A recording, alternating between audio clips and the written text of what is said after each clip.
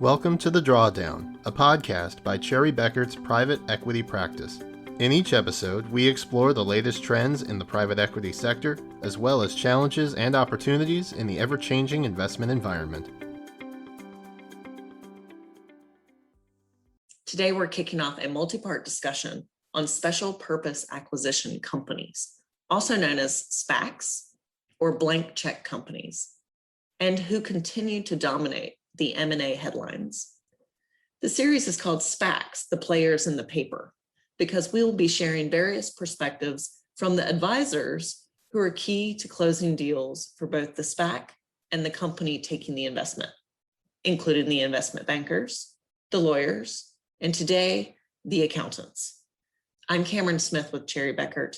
I'm joined by Chase Wright, one of Bekaert's partners, leading the charge on accounting do's and don'ts of a SPAC deal, which sounds complicated, Chase. So glad you could be here. Glad to be with you, Cameron.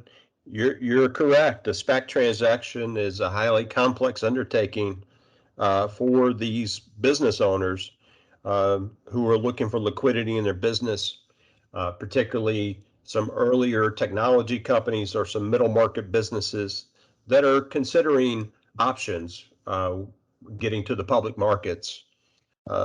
Selling to a SPAC can be challenging, but also can be a great option. Well, and SPACs have been around for some time now, and it seems, recently they've been dominating the headlines, but do you think this is kind of a recent phenomenon? Is it a vehicle around to stay? You're right. If you take away all the media attention that SPACs have received, we think that SPACs have been validated as a viable deal flow alternative. We think on the buyer side, so on the SPAC side, there's just an abundance of capital and there's a lot of dry powder, and you're looking for innovative ways to deploy that capital. And so, generally speaking, this is a good way to provide investor some returns. There's at least a guarantee of return of capital, and then there's a warrant associated with the investor, the early SPAC involvement, which can be very valuable for the investor, even if they choose to have their capital return. This is a way to create a lot of investor returns, and then on the sell side or the company side, the company that's considering the SPAC, there's just a need for liquidity to execute the operating plans to really, there's a vision out there for this company and there's just a need for capital. And a SPAC is a quicker and easier alternative to an IPO. There is more interaction with the investors early on. So in some cases, some reduced market or pricing risk. And then the SPAC sponsors bring a lot to these companies in the terms of expertise on the board, knowledge that they've had in general. So we think that SPACs, there are 470 of these now, and that will not always be the case, but we don't think SPACs are going anywhere in the long term. We think they'll be a viable investment vehicle. To emphasize a point you just made, it has absolutely been an active M&A market, not just with SPACs, but across the board. Agreed with you. There's a tremendous amount of capital available to be deployed. There are sellers going to market that maybe had not planned to go at this time, but are considering, the potential of capital gains tax increases, and maybe they want to take the exit while they can. There's a lot of innovation that's looking for funding. So the resurgence of SPACs is understandable. I'd like to dig into the rules of engagement on a SPAC deal with you, and from an accounting standpoint, particular, and understanding why that's important. Would you kind of walk us through the rules of engagement and some of the larger concerns when considering this type of transaction? Sure. The SEC is becoming very comfortable, very aware of, and very comfortable of the SPAC product that exists and has been, as you mentioned, dominating the headlines for the last 18 months plus. So there are quickly rules of engagement that are emerging. Again, let's look at the buyer side and the seller side. On the buyer side, the SPAC is a public registrant, so they're a public company in and of themselves, and so they are expected to have financials that stand up to SEC scrutiny and PCAOB audit scrutiny. And we've all seen the headlines recently around the warrants. That's an example of where the SEC has started to understand the structure and ask questions. I think also on the buyer side, the valuations in the market are important. Generally, you want a valuation that's reasonable for the retail investor. You want a valuation that your investors will be comfortable with and essentially not having their capital return, but staying into the investment.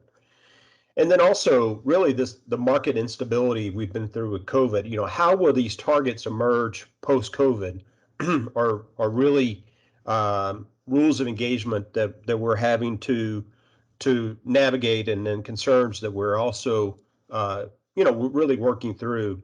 On the seller side, having the right advisors in place is really table stakes. You need to have the right legal, accounting, investment banks. And then going through a PCAOB audit is really a sign of maturity. It requires quite a bit. All the I's have to be dotted and the T's have to be crossed.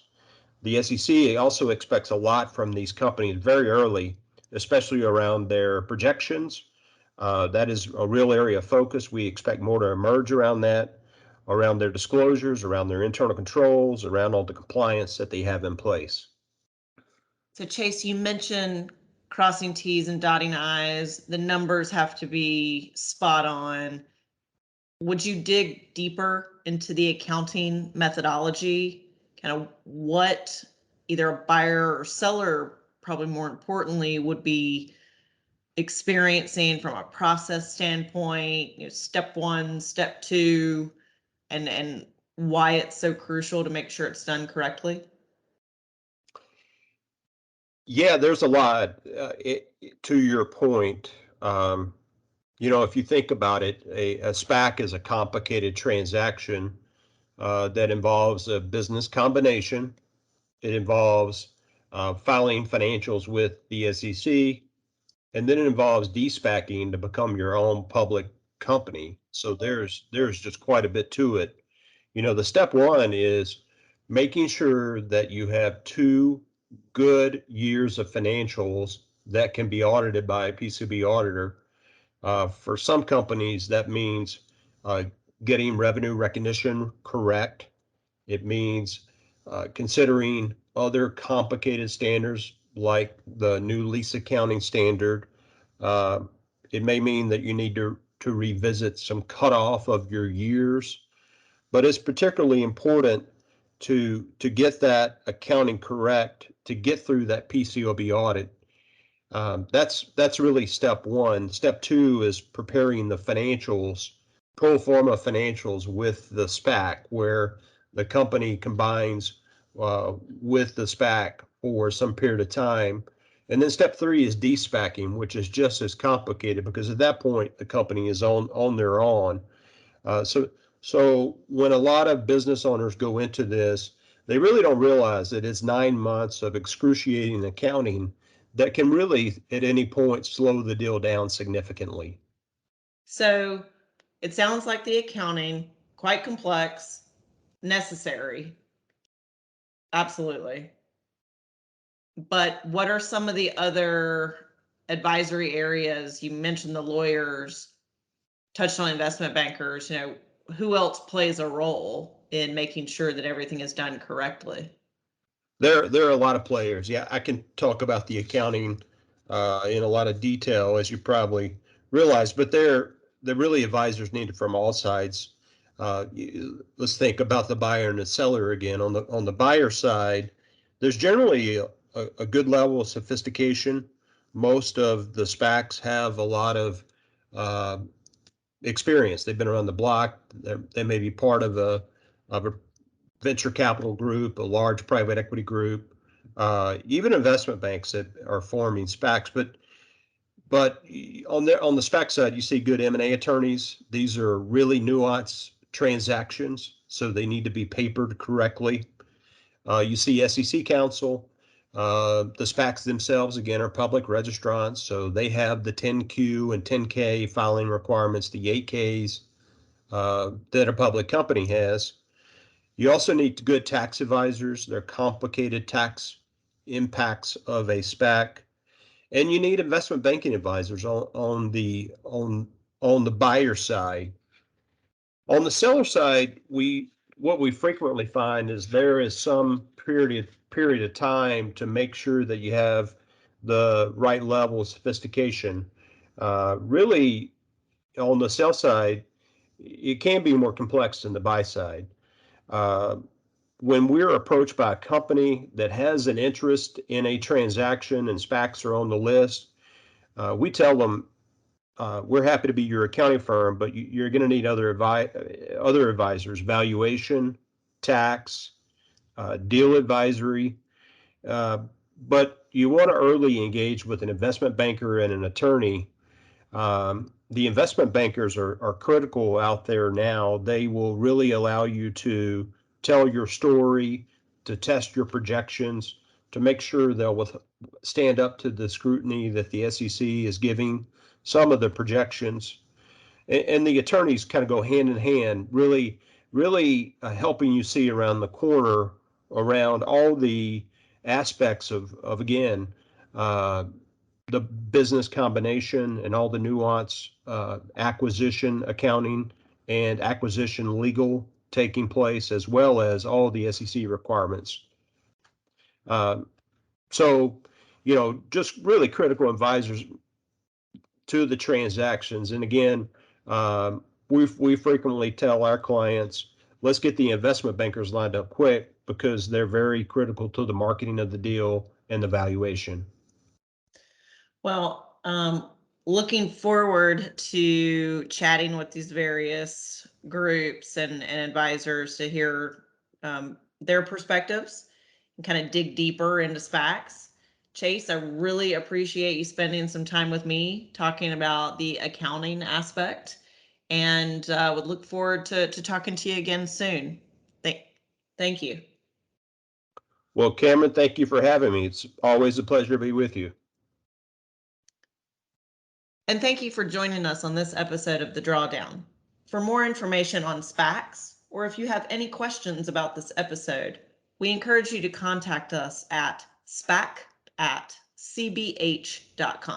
or find us on our website or social media channels. Until next time, take care.